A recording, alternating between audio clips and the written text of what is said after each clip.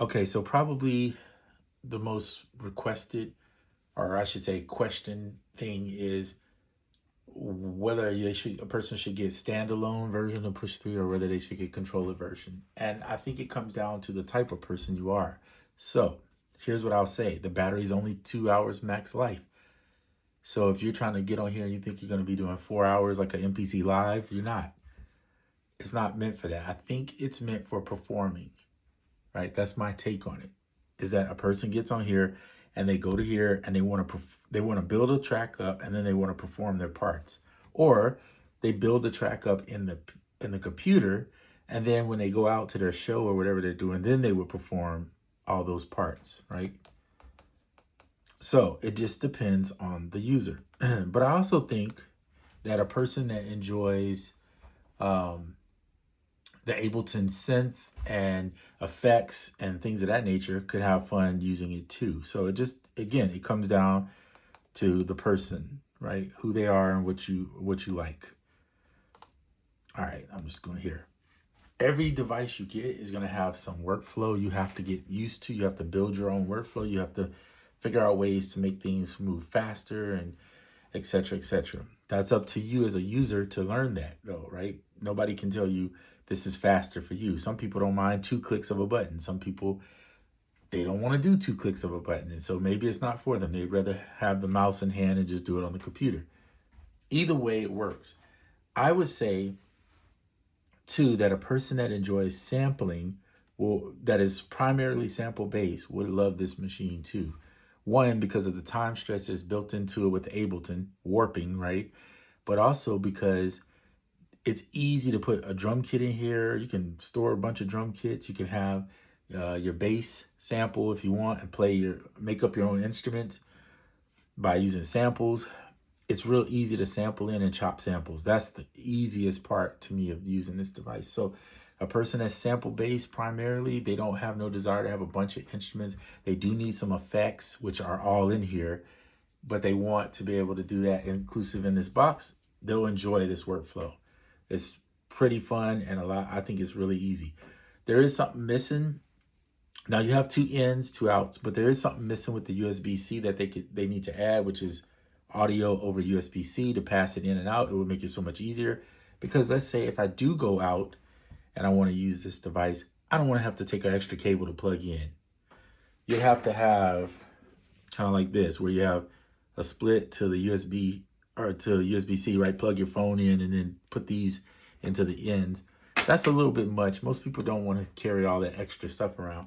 So if they add it to the USB-C, then it would make it much better, and I think much easier to get your sounds in and out.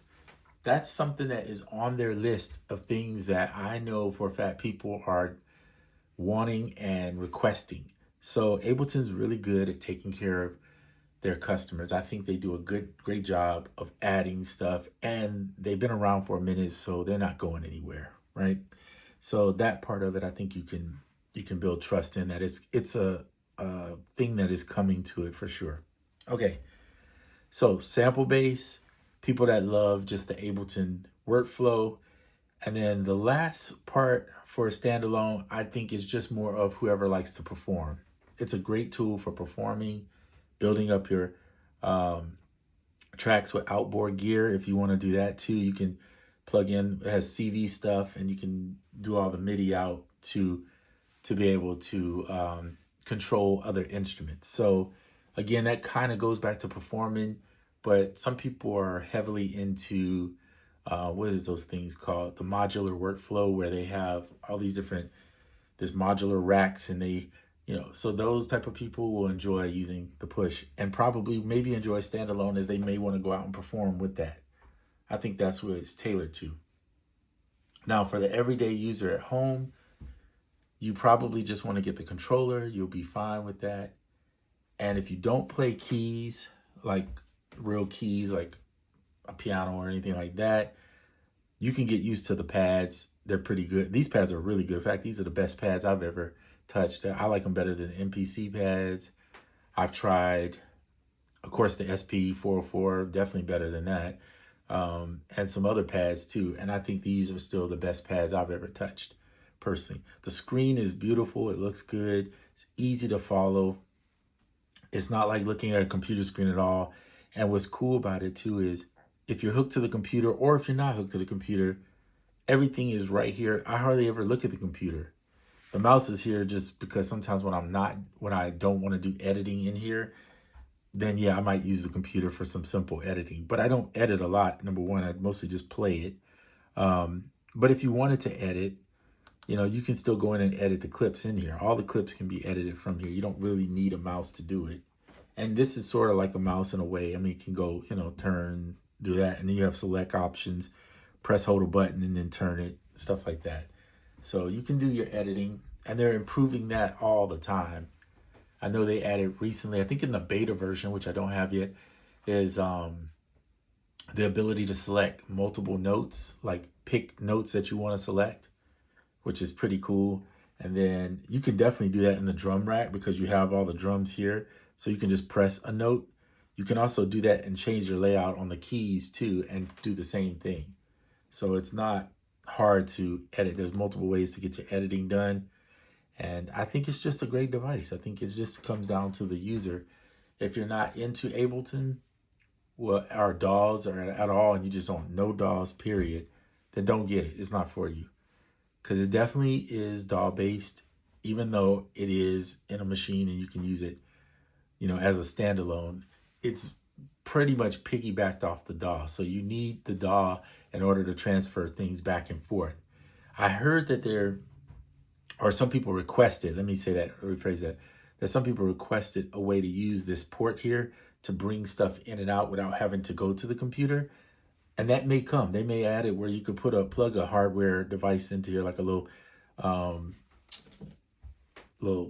SSD or something. I don't know. Maybe they'll add it where you could plug an SSD in and bring in sounds, or a little thumb drive clip or something of that nature. At the present, it's not there, so don't buy it expecting it. But just know that could be something down the road they add to it that may intrigue you and make you want to get it.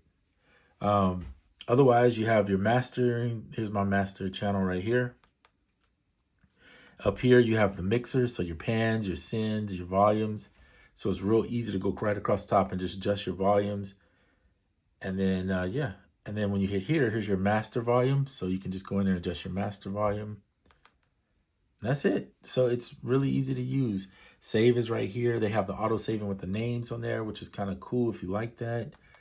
So if you look here, you can go and either click this red dots to rename it, or you can let it do, some of these are their names, like moving the flicker. That's definitely not my name, not something I named. And you'll see the ones I named where I always put my key I was playing in and then the BPM.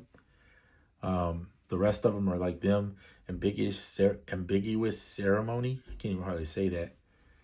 But anyway, that's there. And then, of course, the ultimate is that you have access to your quantize, your swing. Now, on the latest current beta version of this, too, which I'm not on, you will see that when you go into, for instance, go into the drums back here, and you go into your clips. I don't have a clip in here, but if I had a clip, you would see that there is the groove. Now they added the groove pool, so you can pull your groove pool up, and each individual track can have its own groove versus having everything on one swing.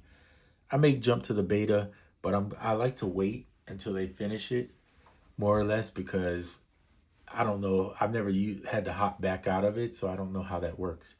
If I needed to, I'd have to figure that out. Doesn't mean you can't do it. I just don't know how. But anyway, you can see this one cable here is my bass guitar. So I like the idea I can plug my bass in. I'll lay a bass line with just the bass. So if you want to grab other instruments, if you want to use your phone, if you want to use Koala, or if you want to use whatever, you can just plug in stuff and then use it and do whatever you want. So, because it has the audio interface built into it. So it comes down to the user and what they want. But I love Ableton. Ableton is my DAW of choice. It's my favorite thing to create music in. I find I make more songs in it. I do music way faster in it. And this device doesn't make necessarily faster, but gives me a lot of added benefits to playing music quicker. And sometimes if I don't want to look at a screen, I can just look right here at this. Don't want to look at this screen, but I want to look at a screen. Now, this one's different, though, in the way it looks and the way it comes off. So anyway, just something different to look at. And if I want to sit on the couch and then come back and finish here, you can do that too. So the options are endless. That's why I like about it. That's the kind of people I think would love it. And everybody has their opinion on it. But yeah, to each his own. All right, I'm out.